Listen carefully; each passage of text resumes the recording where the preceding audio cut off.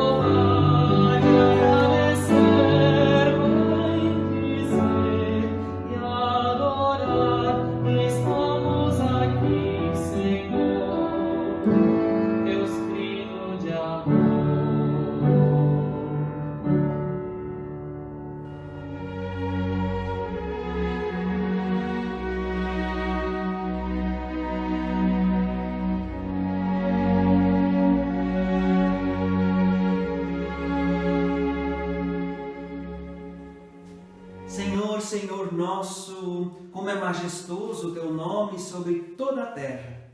Tu, cuja glória é cantada nos céus dos lábios de crianças e recém-nascidos, firmaste o teu nome como uma grande fortaleza por causa dos teus adversários, para silenciar os inimigos que assim buscam vingança. Quando contemplo os teus céus, obras das tuas mãos, a lua e as estrelas que ali firmastes, me pergunto: quem é ser humano para que com ele te importes? Quem é o filho do ser humano para que com ele te preocupes? Tu o fizeste um pouco menor do que os seres celestiais. Tu o coroaste de glória e de honra. Tu o fizeste dominar sobre as obras das tuas mãos. Sobre os teus pés tudo pusestes. Todos os rebanhos e manadas, e até os animais selvagens, as aves dos céus, os peixes do mar e tudo o que percorre as veredas dos mares. Senhor, Senhor nosso, como é majestoso o teu nome em toda a terra.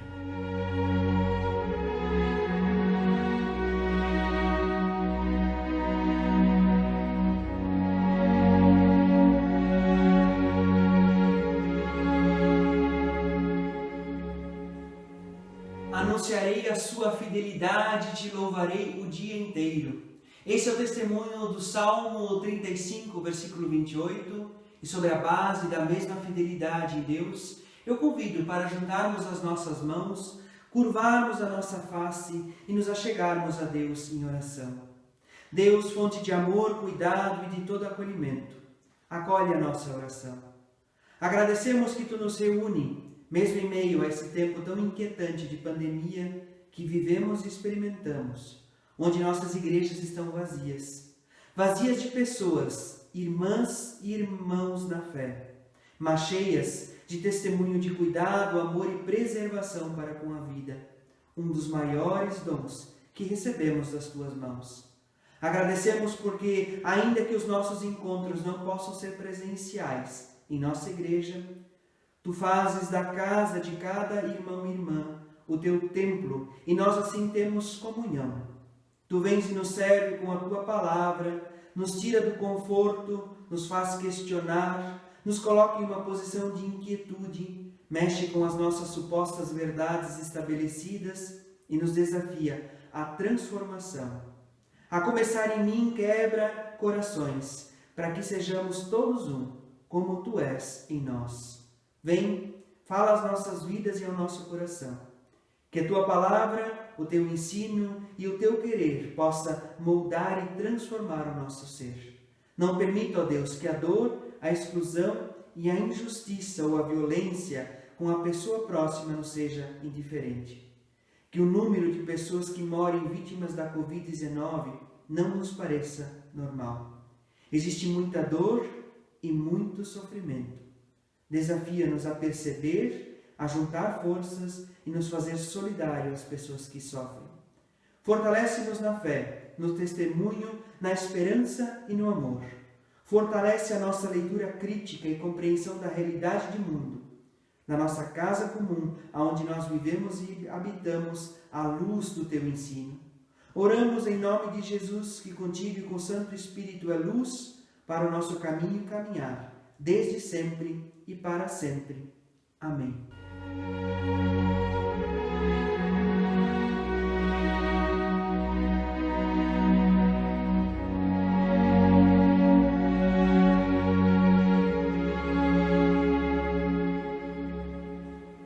Bom dia, irmãs e irmãos, um abraço aqui do Rio de Janeiro. É uma alegria e uma honra poder me dirigir a vocês através dessa reflexão acerca do texto de 2 Coríntios 11 a 13, Diz o texto assim: Ademais, irmãos, sejam alegres, procurem a perfeição e animem-se, tenham os mesmos sentimentos, vivam na paz, e o Deus de amor e da paz estará com vocês. Saúdem-se uns aos outros com um beijo santo. Todos os cristãos enviam saudações. Que a graça do Senhor Jesus Cristo, o amor de Deus e a comunhão do Espírito Santo estejam com todos vocês. Este texto é um poema, um carinho. Depois de 4 capítulos muito duros, Paulo conclui a sua carta com um afago à comunidade de Coríntios. Nos capítulos 10, 11, 12 e 13, o apóstolo Paulo faz exortações fortes à comunidade, porque havia algumas pessoas proferindo críticas caluniosas sobre ele, e a comunidade estava dando ouvidos a estes propagadores de falsidades e construtores da discórdia. Estas pessoas questionavam se o apóstolo Paulo era de fato enviado de Deus, se falava de fato em nome de Cristo, se não estaria se aproveitando da igreja para se sustentar.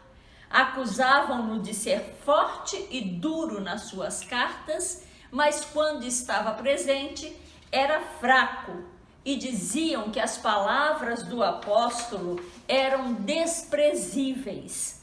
Acusavam-no de ser humilde quando estava junto com a comunidade e prepotente quando estava distante. A defesa que Paulo faz de si mesmo é de uma riqueza enorme, mas eu vou mencionar apenas 2 aspectos. Em primeiro lugar, a sua defesa é uma apologia à fraqueza como lugar de força. acusam-no de ser fraco e ele diz: sim, eu sou. E é na minha fraqueza que a força de Cristo se manifesta. Esta é uma das maiores riquezas, preciosidades do Novo Testamento. Paulo inverte a relação da lógica de um discurso preconceituoso para revelar a relação dialógica que está embutida nos conceitos. Afirma que os seus farrapos têm a textura da eternidade. E faz isto nessas breves palavras que eu considero um poema. Quando sou fraco, aí é que sou forte. Se tivermos nos sentindo fracos e fracas nesse momento por causa da pandemia do Covid-19, acolhamos estas palavras de Paulo na nossa mente, no nosso coração, no nosso corpo e na nossa vida. O segundo aspecto que eu gostaria de destacar é que a defesa de Paulo evidencia a sua dor por ter que declarar aquilo que dá legitimidade a ele como apóstolo. Os sofrimentos enfrentados por causa da proclamação do Evangelho, as perseguições, as inúmeras vezes em que esteve preso, a fome, os naufrágios, a sede, as torturas, o frio, a proximidade da morte e como escapou da morte em Damasco e em tantos outros lugares, a visão do céu, o terceiro céu. Ele fala isso para defender o fato de denominar-se apóstolo, mas fala com dor, pois a comunidade que ele conhecia tão bem e amava, e de quem ele era conhecido, parece ter se esquecido de quem ele é e passado a duvidar da sua condição de apóstolo. Nós estamos vivendo um tempo parecido com aquele que Paulo experimentou e muitos de nós precisam se defender como ele fez. Estamos submersos numa onda imensa de falsidades, de notícias falsas, as tais das fake news, um turbilhão de informações mentirosas, de narrativas construídas a fim de destruir as pessoas, sejam elas públicas ou não. Temos vivenciado isso nos últimos anos e visto o que foi feito com figuras importantes do nosso cenário político brasileiro. Temos visto o discurso de ódio se espalhar por todos os lugares, entrar nas nossas comunidades, nas nossas famílias, nas nossas casas. De acordo com o relatório do ministro Alexandre de Moraes, que veio a público na semana passada, o Gabinete do Ódio, que organiza a produção e a distribuição do discurso de ódio, é coordenado por 3 assessores especiais da atual presidência da República. Isso para falar do âmbito da política e do âmbito da igreja. Dentro da igreja, a reputação de ministros e ministras tem sido agredida todo o tempo. Em certos lugares não se pode mais falar de acolhimento aos pobres, de distribuição de renda ou de riqueza, de justiça social, conforme nos ensina o Evangelho, e menos ainda se pode falar de justiça de gênero. Os crimes de calúnia, difamação e infâmia passaram a ser cometidos como se fossem aceitáveis. Isso é muito grave, mas ainda mais grave são as notícias falsas sobre a pandemia. A tentativa de minimizar o perigo do coronavírus por parte do governo federal até recentemente, a sua insistência contra o isolamento social, e a reabertura gradual do comércio nesta semana colocou o Brasil no segundo lugar em termos do maior número de mortes do mundo. De ontem para hoje, morre uma pessoa a cada 1 minuto no Brasil. Já temos mais de 34 mil mortos. Nós não podemos nos curvar às notícias falsas, às calúnias. Não podemos aceitar ações questionáveis do governo frente à pandemia. Assim como Paulo, precisamos enfrentar e dizer por que é que essas coisas não são toleráveis. Só por meio de uma confrontação corajosa é que nós seremos capazes de retomar os valores mais fundamentais do Evangelho e da democracia. Só por meio de uma reformulação do nosso modo de viver é que poderemos não ser consideradas uma ameaça à natureza. O planeta não aguenta mais o nosso modo exploratório de nos relacionarmos com ele. A Terra está nos dando um alerta através do coronavírus. Nós, seres humanos, nos consideramos o centro da vida planetária, mas nós não somos nem o centro, nem a parte mais importante. A vida humana representa 0,01% da vida no planeta. Se não quisermos ser exterminados e exterminadas, nós precisamos desenvolver um modo de vida mais amoroso para com a natureza. A saída para a crise ecológica, humanitária, política, econômica, social e espiritual que estamos vivendo não é simples, mas é possível. Exige que nós retomemos os valores básicos do Evangelho e lutemos contra a desigualdade social, o racismo, o consumismo, o autoritarismo, o machismo, a misoginia.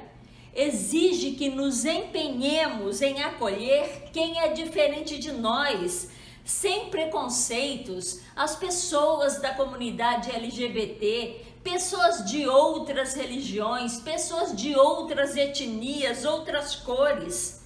Exige que tenhamos humildade para entender que não sabemos tudo e nem somos melhores que as outras espécies que habitam o nosso planeta. Exige que nós tenhamos uma ética baseada na liberdade coletiva, na verdade, no afeto. E assim, como deseja Paulo em seu texto, quem sabe consigamos construir uma alegria que não seja hipócrita e uma paz que não seja unilateral. Nos beijaremos com todos os beijos que a nossa boca possa dar e nos abraçaremos com todos os abraços quanto nossos braços alcancem. Inverteremos a lógica da discriminação e da desigualdade porque saberemos pensar no coletivo e não apenas no singular. Afirmaremos que a nossa força se aperfeiçoa na fraqueza para que jamais julguemos como fracas as pessoas que não conseguem vencer no jogo das competições de um sistema econômico e social injusto. Transformaremos os nossos farrapos em poesia e as nossas lágrimas em canções, porque veremos que do caos surge uma ordem inesperada e do sofrimento uma felicidade distinta. E no nosso esforço de dizer palavras de consolo em tempos de pandemia, seremos encontradas e encontrados por gestos de amor e pela beleza de nos tornarmos poetisas e poetas. Porque, como diz Mário Quintana, o poeta é belo, porque os seus farrapos são tecidos da eternidade. Amém.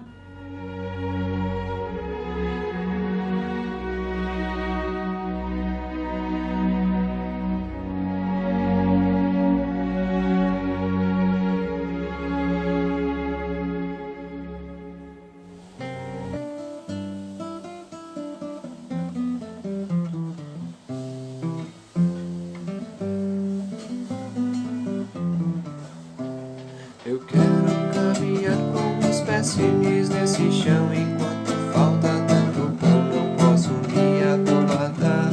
Sou parte desse corpo tão doente e machucado, semblante segurado, falta brilho no olhar.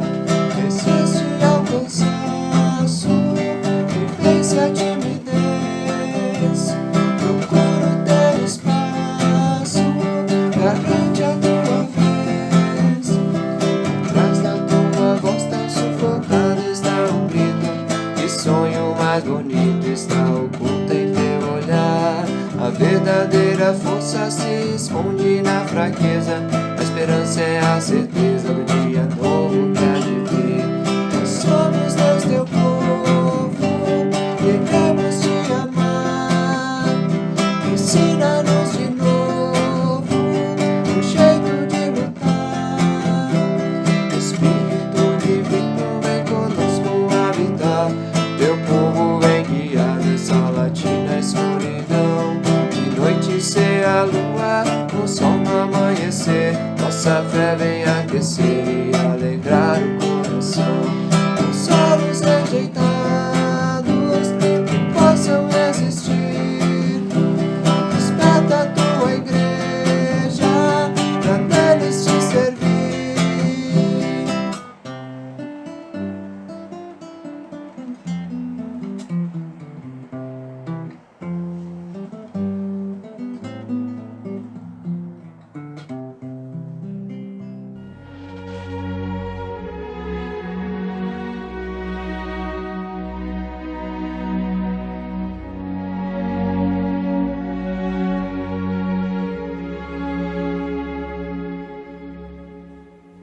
O apóstolo Paulo, em 2 Coríntios, o capítulo 12, o versículo 10, a parte B nos testemunha: quando nós somos fracos, é que verdadeiramente somos fortes.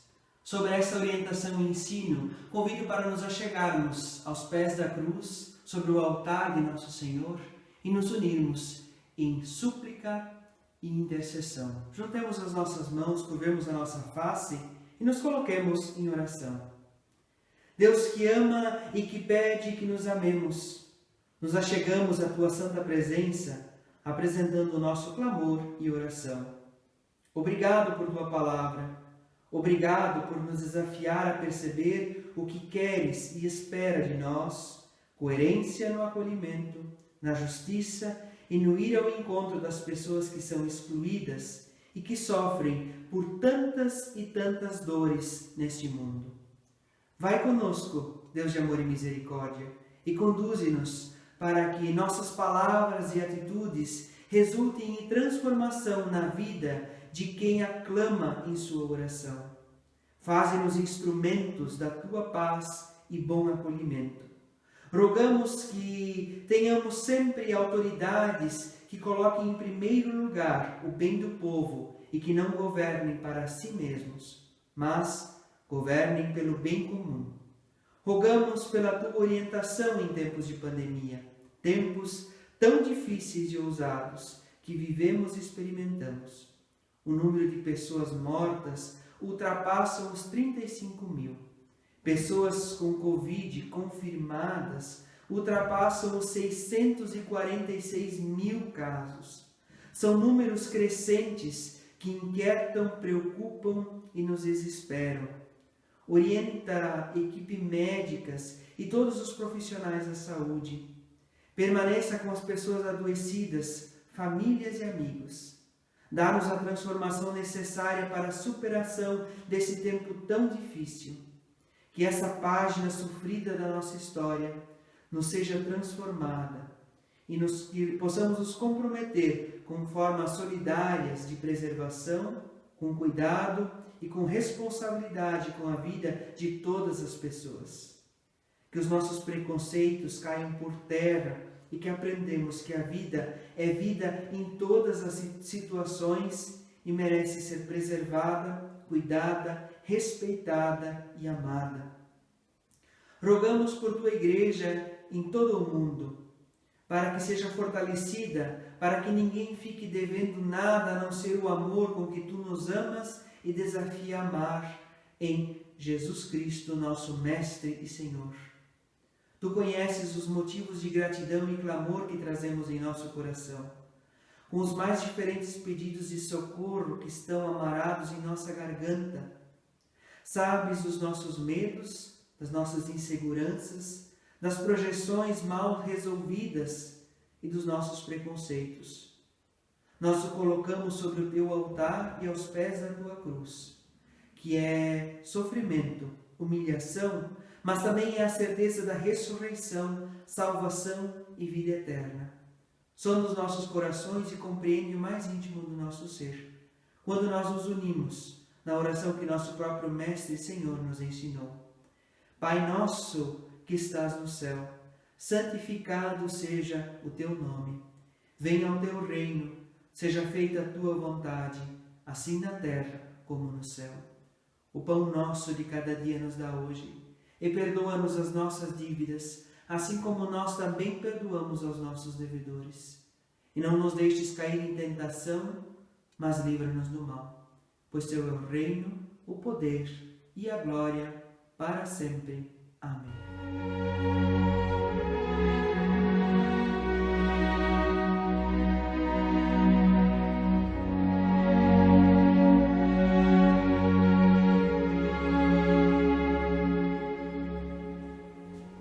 Recebemos a bênção que o Deus de Sara, Abrão e Agar, que Deus anunciado pela boca de profetas e profetisas, que o Deus nascido da coragem, perseverança e ousadia de Maria e ao seu lado José, guarde os nossos dias e o caminhar da nossa semana sob o cuidado do Trino Deus, Pai, Filho e Espírito Santo. Amém. Desejo uma semana abençoada, de muita reflexão, de ousada reflexão e transformação em Cristo Jesus. Amém.